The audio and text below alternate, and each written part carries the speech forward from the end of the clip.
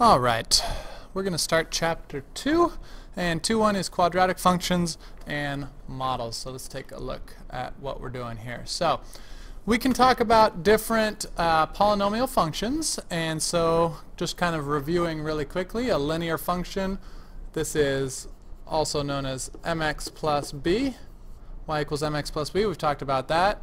We've got our constant functions, y equals a constant like y equals 5. Remember, that's a horizontal line.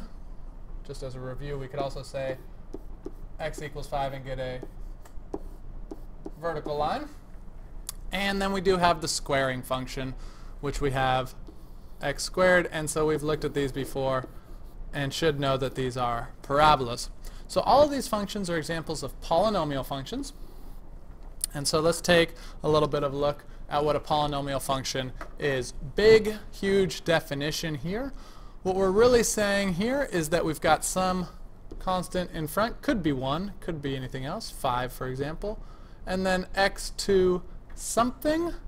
If we say x to the 5th, then the next one here plus a to the n minus 1, all that's saying is the next constant in line. Could be 4, could be 8. It doesn't need, it's not saying 1 less. The n minus 1 is just saying the next one. And then we have x to the, here it is saying n minus 1. 5 minus 1 is 4. So we have the next one in line. Once in a while we're going to skip them because we could always say 0 x to the third, so we wouldn't have any x to the thirds. And so the degree, we've talked about this before, is the biggest exponent we can find.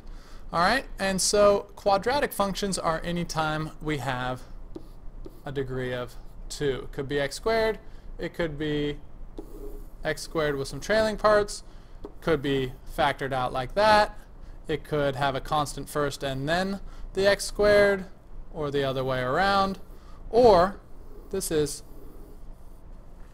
if we factored the x squared out. All of these have a degree of 2. They're all quadratic functions.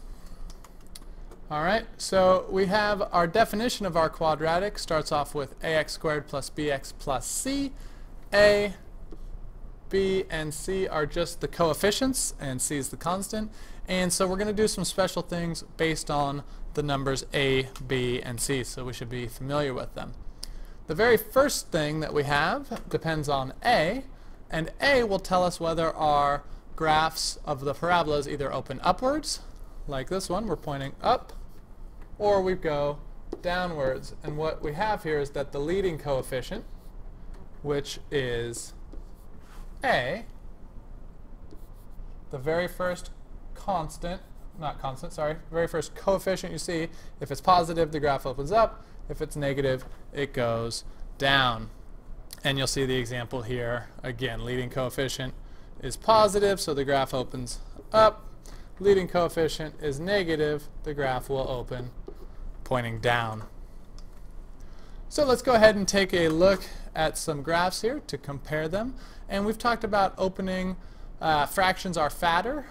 So if we compare this one, our first parabola, I'm going to make a little quick t-table here just to get a firm grasp on our numbers.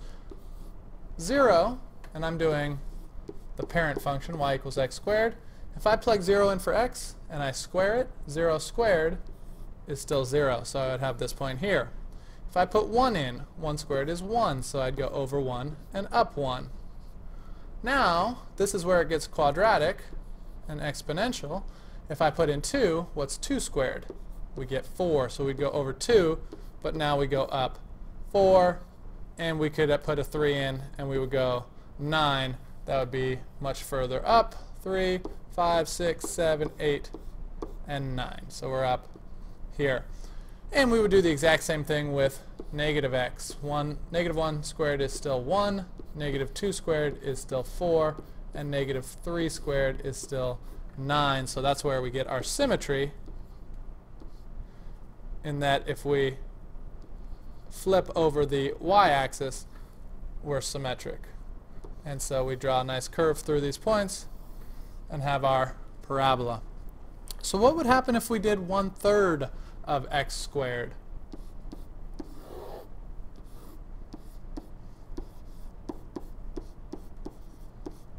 So let's use our same numbers here, 0, 1, 2, 3, -1, -2, and -3. So order of operations, we're going to square first and then divide by 3. 0 squared is still 0, divided by 3 is still 0. So that's the same point. But now 1 squared is 1, and we'll do a third of that.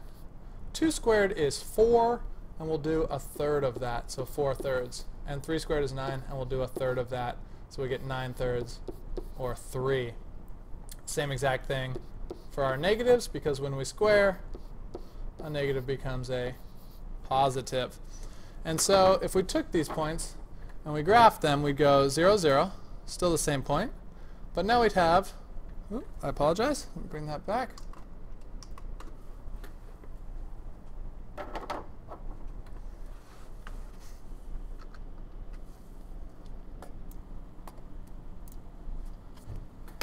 Alright, so we have the drawings back, and so if we plot these, 0, 0, we go over to 1, we're only going to go up a third. We're going to go up to 2, we're going to go up 4 thirds, a little bit more than 1. We're going to go over to 3 and go up 3. Same thing on the negative side of the graph. And so what we'll have here is we're stretched horizontally, we're flattened out. Remember, fractions are fatter. And so if we do 2x squared, that's going to get us twice as tall. Y equals 2x squared. We'll do a quick t-table. X, y, 0, 1, 2, and 3. And I won't do the negatives. We know that's going to be symmetric. 0 squared is 0 times 2 is 0. 1 squared is 1 times 2 is 2. 2 squared is 4 times 2 is 8. And 3 squared is 9. Double that, and you get 18. And let's put it on the graph. 1 up 2 over 2 up 8. And I run out of space real quick, but you can see we're going to be much steeper. In fact, twice as steep. So one thing to keep in mind here to show this stretch is you can just do the very first one. Instead of moving over 1 and up by 1, what we're going to do here is think about this number as our slope. We'd move over up 1 and over 3, or in this case, up 2 and over 1. All right, let's see if you can sketch these yourself. Go ahead and pause this, press play when you're ready to rock and roll. All right, here we go. 1/2 and 3/2. I'll go ahead and do over here. And so we'll have our original graph. 1, 2, 3, 4, 6, 7, 8, 9.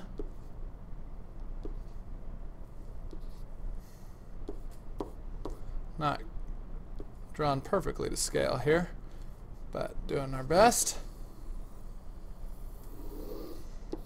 This original graph is y equals x squared. And so if we do half as much as that, we're going to be flattened out by half. And so 4 is going to turn into 2. 9 is going to turn into 4 and a half.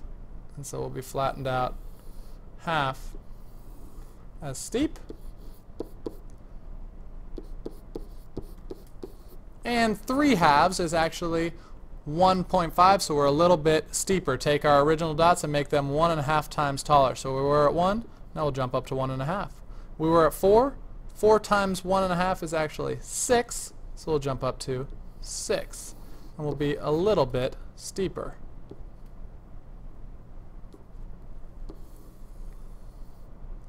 So this one here is y equals 3/2 x. If we go over to the other side, we have our negatives. So that means we're going to flip our graph upside down.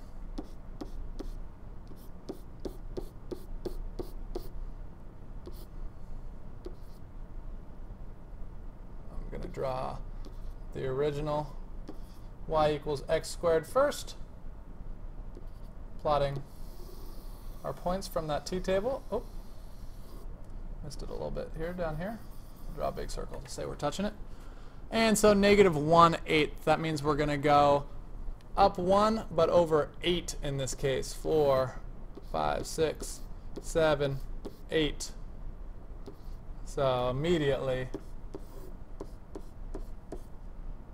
we're out of space, but you can see how much shallower this graph will be. Sorry, I'm getting a little messy here. And negative 3x squared, let me label this. This is x squared over 8 with a negative in front. And so negative 3x squared would be 3 times as steep. Instead of down 1, we'd be down 3. Instead of being down 4, we'd be way down here at 12. Much steeper.